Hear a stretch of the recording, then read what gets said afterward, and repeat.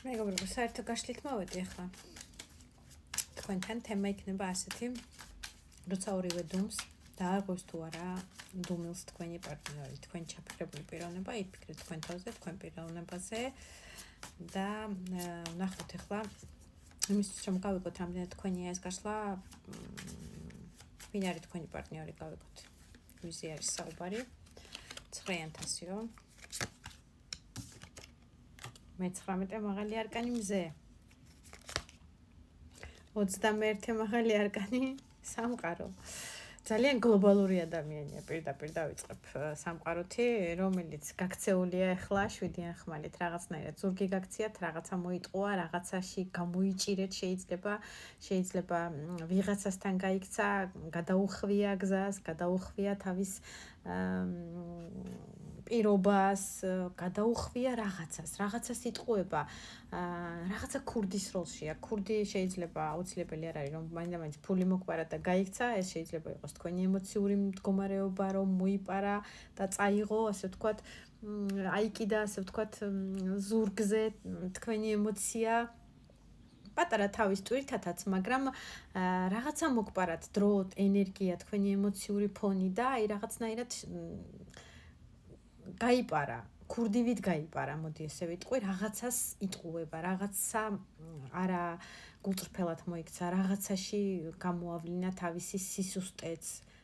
შეიძლება პატარა მდგომარეობაც იყოს რაღაც ნაწილისთვის, საერთო გაშლაში ყველა დეტალს ვიძახი, შეიძლება იყოს ზოგისთვის, რომ რაღაცა თავისი პატარა სისუსტე გამოავლინა და ის ნაბიჯი ვერ გამოდგა, რასაც იმ მომენტში ამ ადამიანისგან ელოდით. ადამიანი კიდევ ვიმეორებ, არის გლობალური რაღაცნაირი. უყვარს სოციალურ ქსელში დროის გატარება თუ საერთოდ დიდ დისტანციაზე და ამიტომ აჩვენებს 21 მაღალ არკანს, რომ შეიძლება გადაადგილებაში წავიდა სადღაც ამ გაპარვით, ან ისე გადაადგილდა, რომ არ გაგაგებინათ და სწორედ ეს არის მისი, ასე ვთქვათ, პატარა ხრიკივით, პატარა ტყუილივით და რაღაცა ჩუმად გაიპარასავით. რაღაცა არ თქვა ბოლომდე, რაღაცაში არ გამოგიტყდათ, რაღაცა არ გაამხილა ბოლომდე, მოდი ასე ვიტყვი თქვენთან მიმართებაში და აი რაღაცა მატყუარის როლში ესეთი გამოვიდა საბოლოო ჯამში თქვენთან. კიდევ ვიმეორებ, შეიძლება საკუთარი ბლოგი აქვს, ან საკუთარი ვლოგები აქვს, სოციალურ ქსელს კარგად ასე ვთქვათ, ოპერირებს და მუშაობს სოციალურ ქსელში, შეიძლება იქიდან გამომუშავებაც აქვს. ადამიანი, სადაც გლობალურად მასები უყურებენ და ბევრი ადამიანის თვალსაწიერში ხდება. რაღაცნაირად მასების მართველი ტიპაჟია, შეიძლება კიდევ ვიმეორებ, თავისი გვერდი აქვს, რაღაცნაირი ესეთი სამუშაო რეჟიმი და ამას აჩვენებენ. მზით შეიძლება იყოს ადამიანი ლომის სტიქის, ლომის ჰოროსკოპის წარმომადგენელი, ასევე შეიძლება უბრალოდ ცეცხლის სტიქიას წარმოადგენდეს. არ არის გამორიცხული რაღაც ნაწილისთვის, დეტალებს ვიძახი, რომ მიხვდეთ. ყველასთვის საერთო გაშლაში ლომი და ცეცხლის სტიქია ვერ იქნება. ადამიანი მზე არის საერთოდ, მასთან ურთიერთობა მზე არის, მასთან ადამიანი თბება, ემოციურად რაღაცნაირად დადებითად გმოხტავს, ხვალინდელ იმედის მომცემი სიტყვებით შეუძლია რაღაცნაირად დაგამშვიდოს, დაგაწყნაროს, გამოგინათოს, იმედი მოგცეს. აი ესეთი ადამიანია, ადამიანი, რომელიც პრინციპში საკუთარი თავის ემოციურ ფონზე ყველაზე მეტად ფიქრობს და ზრუნავს და ცოტა ეგოისტიც არის ამ მიმართულებით და უყვარს საკუთარი ემოციური ფონის დაკმაყოფილება და მიღება მაქსიმუმის, მაქსიმალური სიამოვნება იქნება ეს, მაქსიმალური რაღაცნაირი განტვირთვა, მაქსიმალურად ცდილობს, რომ თავის თავში ემოციური ფონი არ დააგდოს და კმაყოფილი იყოს ხოლმე. ესეც თბილი მზე ადამიანი კიდევ ვიმეორებ, რომელიც გახალისებს და მასთან ერთად გიზიდავს რაღაცნაირი ენერგეტიკული ჯაჭვი აქვს, თავისი უხილავი, რომელიც ადამიანების გულებს იპყრობს, ადამიანების ემოციურ ფონს იპყრობს და შინაგანი ძალა აქვს ისეთი, რომ აი გთაფლავს და ასხივებს თავის აი ამ კეთილ ვიტყოდი გუნებით და ემოციებით კეთილ ადამიანობას. ძალიან თბილი და მოსიყვარული ადამიანია ამ კარტით და გლობალურად ბევრი მეგობარი ყავს, ბევრი მიმდევარი ყავს. ბევრი ადამიანისთვის მაგალითი ტიპაჟია, აი როგორ უნდა მოიქცნენ საერთოდ სოციალურ ქსელში თუ როგორი განსწავლული უნდა იყოს, აი რაღაცა მაგალითია ერთგვარი ადამიანებისთვის, მასებისთვის. ბევრი შეიძლება მეგობარი ყავს და ასე ვთქვათ, 1-2 ზოგს რო ყავს ესეთი არა, რაღაცნაირად ბევრი ადამიანის სიყვარულს იმსახურებს ისეთი ტიპაჟია. ძალიან გამიგრძელდა, მაგრამ კარგი ტიპია. პირდაპირ გეტყვით, გაშლა არის ორივე სქესისთვის. თბილი და მოსიყვარულე ტიპაჟია.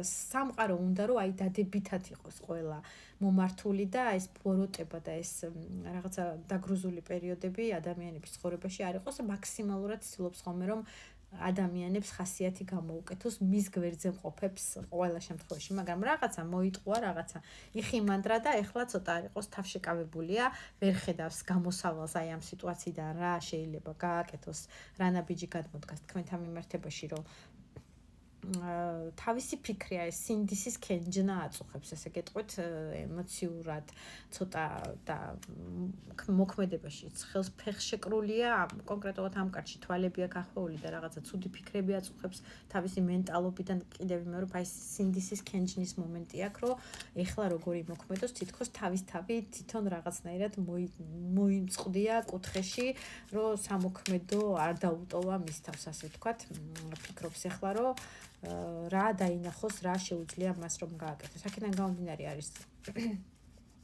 დუმილში, სიჩუმეში და თქვენც ვერ გაგიკვევიათ რა ხდება და როგორ ხდება, მის თავს ბევრი რამეც არიცით მასთან დაკავშირებით და არ ყავს თუ არა დუმილს ეს ადამიანი. როდემდე იჯდება თავის ნაჭრში, გავიგოთ. ორიან პენტაკლი ძალიან ბევრი აწონ-დაწონის რეჟიმშია. ექვსიანი მაღალი არკანი შეყვარებულები, კონკრეტულად კარმული კარტი ამოდის თქვენთან მიმართებაში. ორიან პენტაკლით 50-50-ზე ხან ესე ფიქრობს და ხან ისე ფიქრობს, ბევრ შინაგან წინაღობებს და წინააღმდეგობებს აწყდება. საერთოდ შეიძლება თქვენ ურთიერთობაში ბევრი ადამიანი ერევა, ამასაც გეტყვით და თავსაც ურევენ და აი აქედან გამომდინარე აქ ეს აიწონა რეჟიმი, რომ ემოციურად უნდი ხართ, მაგრამ ვიღაცები ერევიან, რაღაცა პრობლემები ერევა, რაღაცა წინაღობები გაქვთ ურთიერთობაში, რომელიც ცხოვრებაში, ასე ვთქვათ, პრობლემას გიქმნით და შეხვედრაზე პრობლემას გიქმნით და აქედან გამომდინარე ადამიანის ხანდახან კი არა მერყეობის რეჟიმშია, რომ არის თუ არ არის, გავაკეთო თუ არ გავაკეთო, გავიდე კონტაქტზე არ გავიდე, აი ძალიან ბევრ აიწონაშია, მაგრამ ექვსიანი მაღალი არკანი ეს არის კარბული კარტი, ეს არის ბედის კარტი, ეს არის ის ადამიანი, რომელიც შენ გიყვარს და მის თვალებში და მის სულში იღვრება შენი ემოციური ფონი და მისთვისაც კარმული ხარ, ეს ის ადამიანია, ვინც რო შეხვდები და გაიცნობ